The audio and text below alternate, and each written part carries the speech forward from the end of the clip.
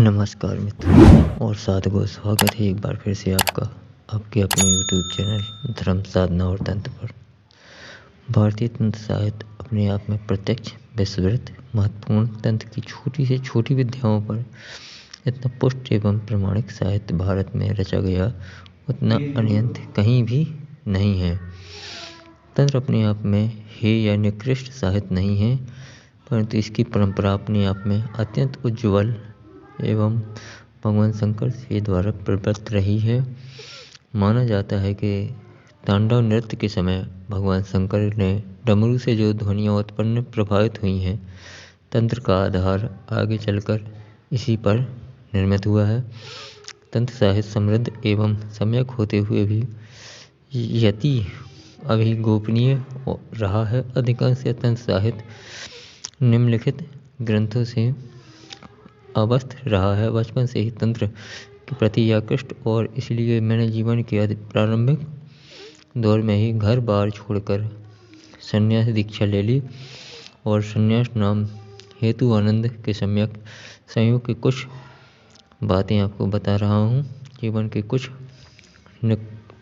अत्यंत ही गोपनीय रहस्य जो रावणकृत 19 तंत्र से मुझे प्राप्त हुआ है, कुछ साधु संन्यासों द्वारा प्राप्त हुआ है, मैं उसको आपके सम्यक प्रस्तुत कर रहा हूँ।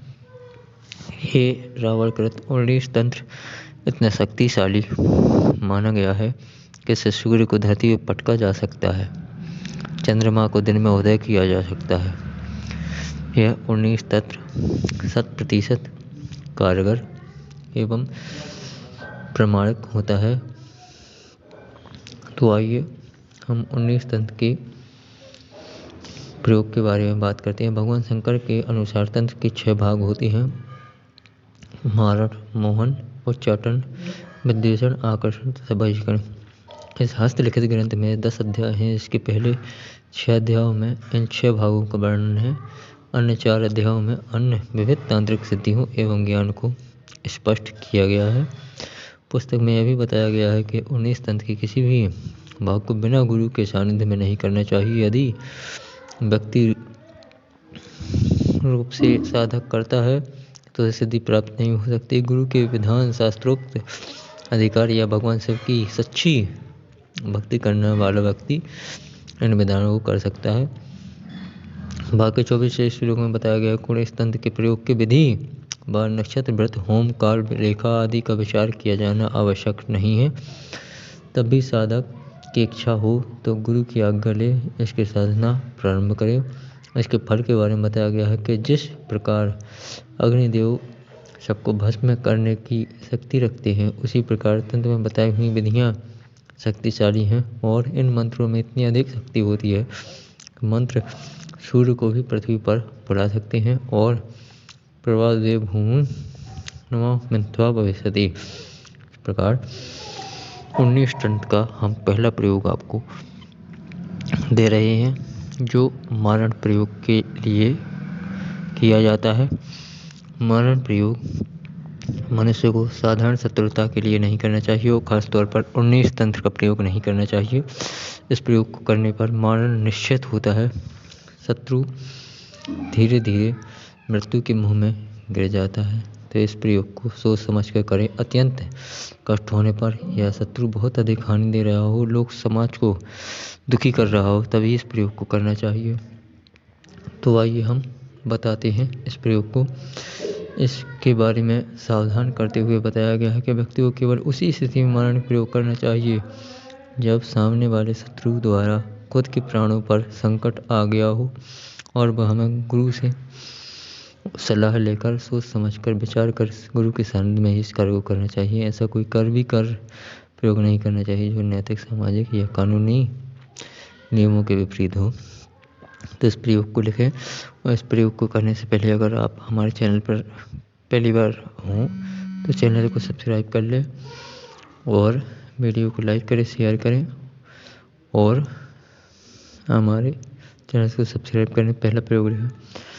4 अंगुल लंबी मनुष्य की हड्डी लेकर, मनुष्य की हड्डी कहीं जाकर आप शमशान घाट में 4 अंगुल की प्राप्त कर लें।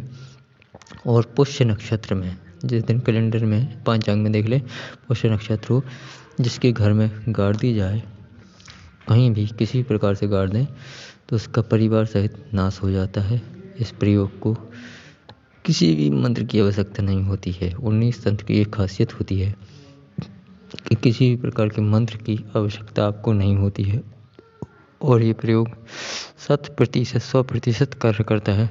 इस प्रयोगों को जनहित में कार्य में लेना चाहिए। अगर किसी की शत्रुतावश मनुष्य इस प्रकार के प्रयोग करता है तो मनुष्य की स्वयं की हानि होती है। जो मनुष्य समाज में हानि पहुंचाता हो या गलत हो, उसी के लिए यह प्रयोग करना चाहिए, अन्यथा इस प्रयोग को नहीं करना चाहिए। तो मित्रों, साधकों, ये था एक प्रयोग। मनुष्य को अपने शत्रु को मारने के लिए शत्रु का मारने से निश्चित होता है, लेकिन इस प्रयोग को करने से पहले अपने गुरु की आज्ञा लें, गुरु की सलाह लें और सोच समझ कर प्रयोग करें, क्योंकि ये प्रयोग कभी खाली नहीं जाता। इस प्रयोग को तभी करना चाहिए जब पानी सर से ऊपर गुजर जाए और शत्रु आपको अधिक प्रताड़ित करे और जब आपकी जान पर बन आए। तो मित्रों, साधकों, ये था प्रयोग। इस प्रकार के प्रयोग आप जानने के लिए हमारे चैनल को सब्सक्राइब करें, लाइक करें, शेयर करें, क्योंकि इस प्रकार के वीडियो हम आपको सबसे पहले देते रहते हैं।